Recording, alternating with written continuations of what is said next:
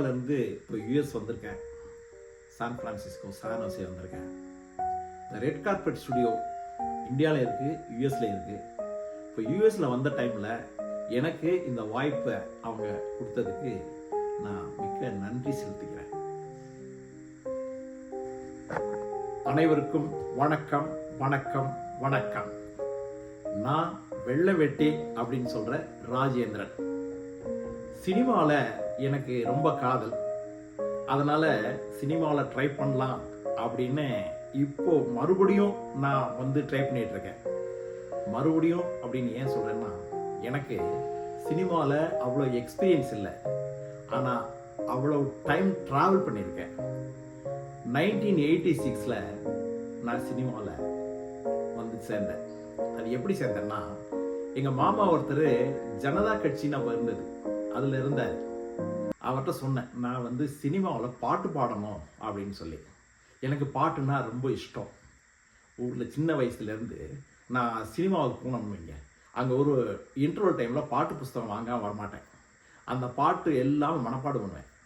அப்போது வந்து எம்எஸ் விஸ்வநாதன், இல்லை சிவாஜி கணேசன், எம்ஜிஆர், இவங்க பாட்டுகள் தான் ரொம்ப எனக்கு பிரியமாக இருக்கும். அதனால் நானும் பாட்டு பாடணும் அப்படிங்கிற ஆசையில் தான் சென்னை வந்தேன். எங்கள் மாமாட்ட சொன்னேன் இந்த மாதிரி சொல்லி. அவர் சொன்னார், எனக்கு தெரிஞ்ச ஒரு கவிஞர் இருக்கார், அவர் இப்போ டைரக்டராக இருக்காராம், அவர்கிட்ட உன்னை இன்ட்ரொடியூஸ் பண்ணுறேன்னு சொல்லி இன்ட்ரொடியூஸ் பண்ணார். அவர் தான் கவிஞர் நேதாஜி.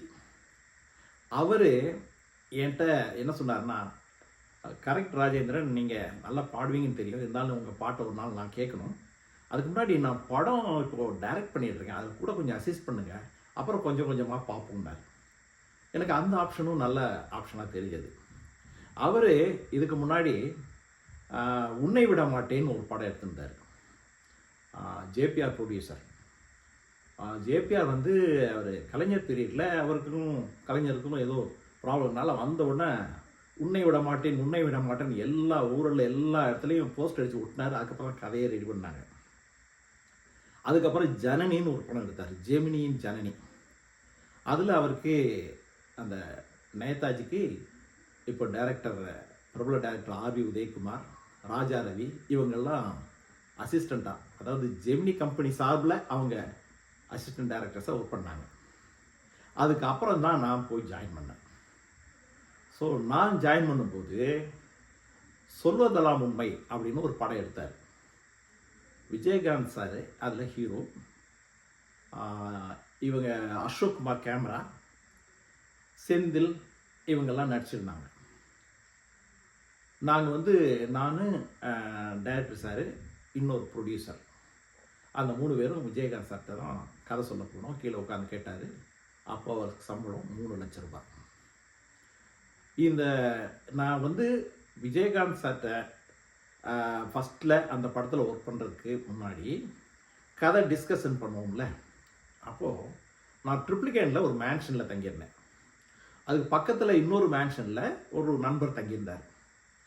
அவரும் நேதாஜி சார்கிட்ட சொல்வதெல்லாம் உண்மை பீரியடில் ஸ்டில் ஃபோட்டோகிராஃபராக இருந்து, அப்புறம் ப்ரொடக்ஷன் மேனேஜராக இருந்து, அதுக்கப்புறம் அவர் கூட நானும் அவரும் ஒன்றா ட்ரிப்ளிகேன்லேருந்து அவர் டைரக்டர் நேதாஜி சார் வீட்டுக்கு டி நகரில் பகவந்த புத்தா ஸ்ட்ரீட்டுக்கு வருவோம் ஸ்டோரி டிஸ்கஷனுக்கு.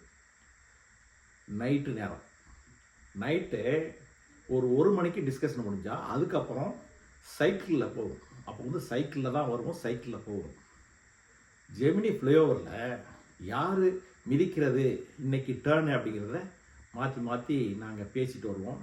அப்போது நண்பரே சொல்லுவார், ராஜேந்திரன், நீங்கள் சைக்கிள் எடுக்காமல் வந்தீங்கன்னா டைரக்டர் ஆட்டோவுக்காவது காசு கொடுப்பாரு அப்படிம்பாரு.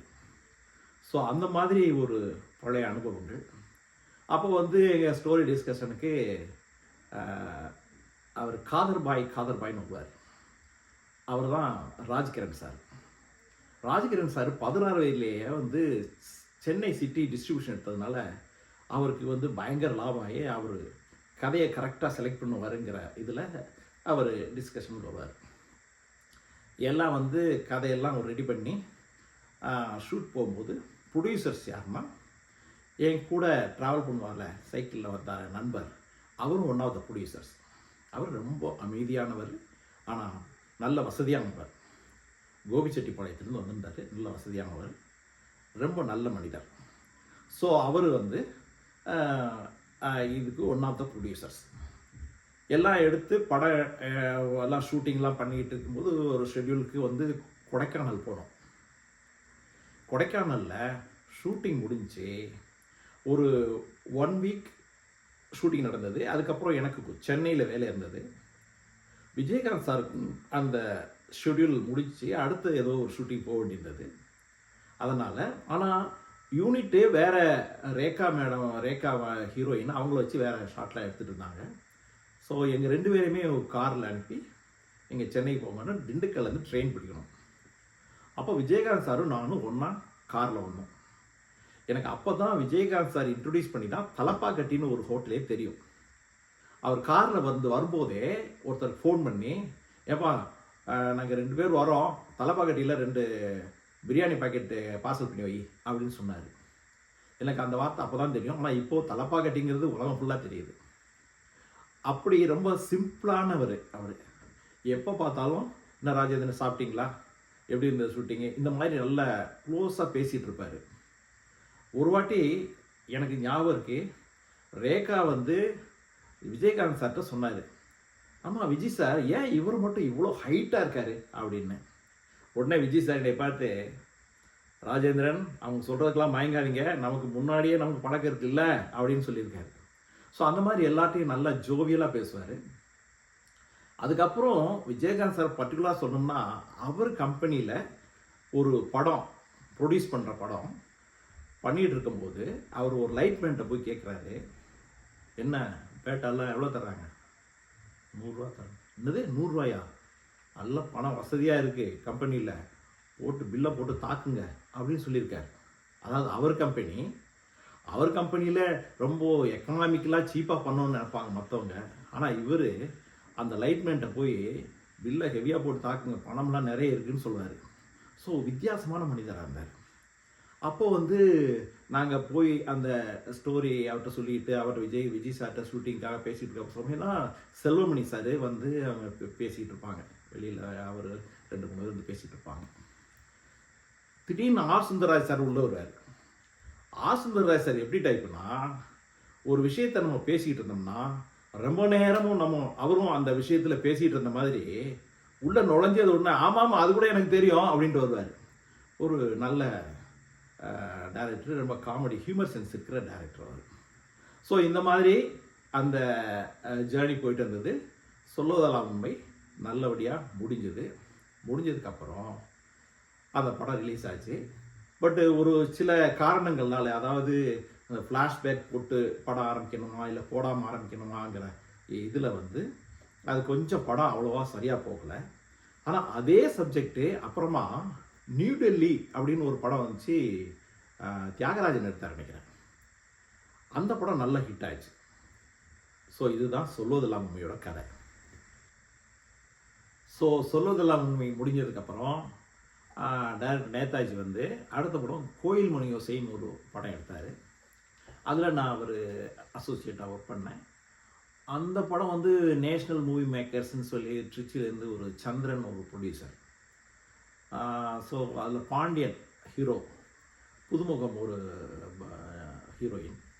அதுக்காக நாங்கள் ட்ரிச்சிக்கு போயிருந்தோம் லொக்கேஷனுக்கு.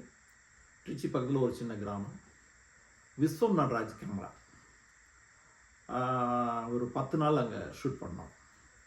அப்போ வந்து ட்ரிச்சியில் தங்கியிருந்தப்போ எனக்கு ரூம்மேட்ஸ் யாருன்னா தங்கராஜ் சார் வந்து இப்போது தங்கர் பச்சான் சார், அவர் பத்மநாபன், 2 பேரும் கேமரா அசிஸ்டன்ட்ஸு விஸ்வம் நடராஜுக்கு.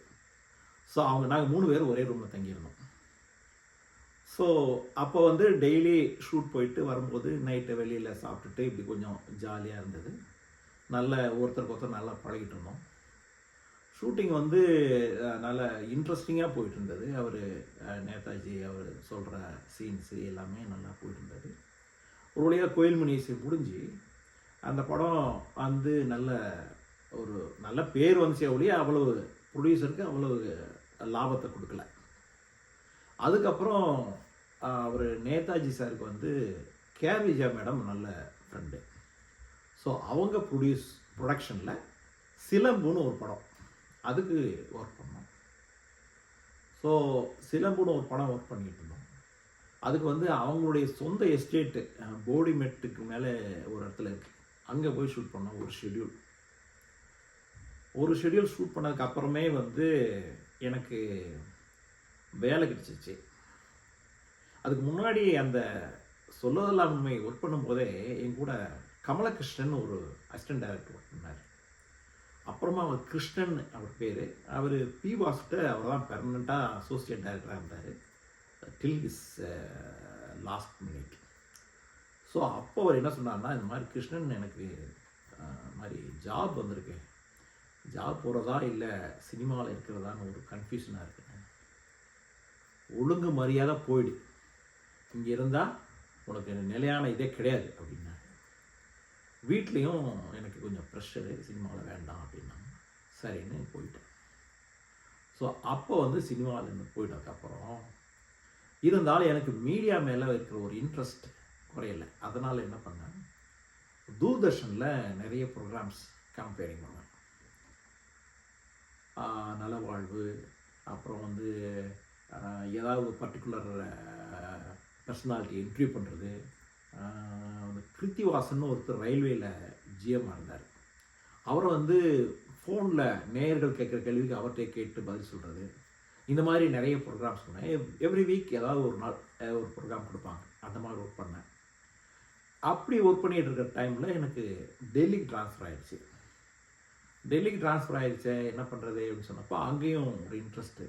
ஆல் இண்டியா ரேடியோ கான்டாக்ட் பண்ணேன். அங்கே வந்து காலையில் 4:30 மணிலேருந்து 6 மணி வரைக்கும் தென்கிழக்கு ஆசிய சேவை, சவுத் ஈஸ்ட் ஏசியன் சர்வீசஸ்னு ஒரு ஒலிபரப்பு போயிட்டு இருக்குன்னு தெரிஞ்சது. அந்த ப்ரொடியூசர் வந்து நடராஜன் ஒரு ப்ரொடியூசர் இருந்தார். அப்போ அவரை கான்டாக்ட் பண்ணேன். அவரை எப்படி தெரியும்னா, தமிழ் சங்கத்தில் டெல்லியில் இருந்தப்போ நான் ஒரு கவியரங்கம் வச்சுருந்தாங்க.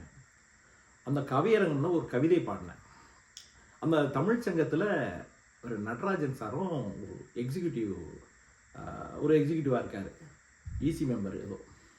ஸோ அவர் பார்த்துட்டு, ஐயா நீங்கள் ஆல் இண்டியா ரேடியோவில் நீங்கள் ப்ரோக்ராம் கொடுக்கலாமா ஐயா அப்படின்னா. அவர் எல்லோரும் ஐயா ஐயான்னு சொல்லுவார் தமிழில்.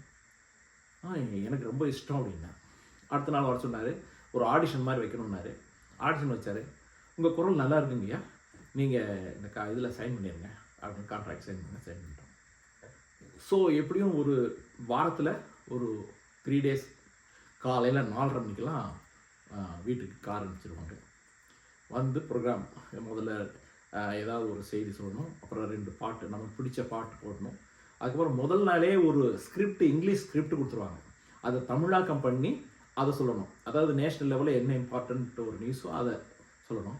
அப்புறம் வந்து நியூஸ் ரீடர்ஸ் வருவாங்க, ராஜாராம் இல்லாட்டி அவங்க பேர் என்ன, சரோஜ் நாராயணசாமி, இவங்கெல்லாம் வருவாங்க. அந்நேரம் வந்துட்டு அவங்க அன்றைக்கி நியூஸ் என்னென்னு வாசிச்சுட்டு அவங்க போவாங்க.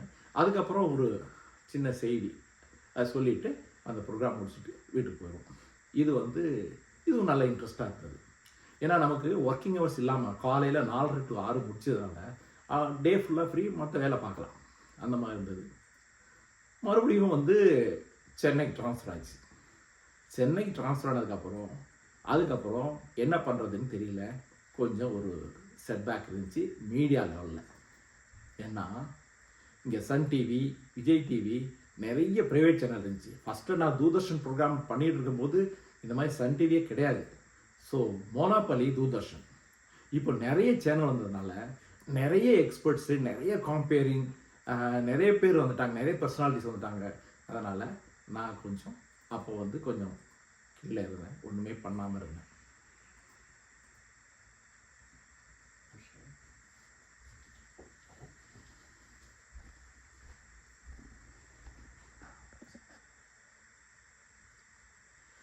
அதனால் மறுபடியும் செகண்ட் இன்னிங்ஸாக நான் 40 வருடங்களுக்கு அப்புறம் ஸ்க்ராட்ச்லேருந்து சினிமா ஆரம்பிக்கிறேன்.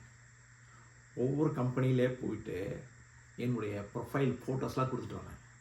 முன்னாடி டைரக்டர் ஆகணும், கதாசிரியர் ஆகணும், பாட்டு பாடணும், பாடகர் ஆகணும் அப்படிலாம் ஆசை இருந்துச்சு. இப்போ அந்த ஆசையெல்லாம் இல்லை. ஏன்னா நான் பார்த்த அளவில் நடிகர்களுக்கு டென்ஷன் இல்லை. வந்தாங்களா, வேலையை முடிச்சாங்களா, போனாங்களா, அடுத்த நாள் சீன் வந்துச்சா, அதை பார்த்தோமா, நல்லா இருக்குன்னு சொன்னாங்களா, நல்லா இருந்தது. ஆனால் டைரக்டருக்கு பயங்கர டென்ஷன்.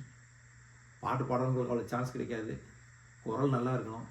குரல் நல்லா இருக்க மட்டும் இல்லை, நமக்கு அந்த சுதின்னு ஏதோ சொல்லுவாங்க, ஸ்ருதியோ அது சரியாக வராது.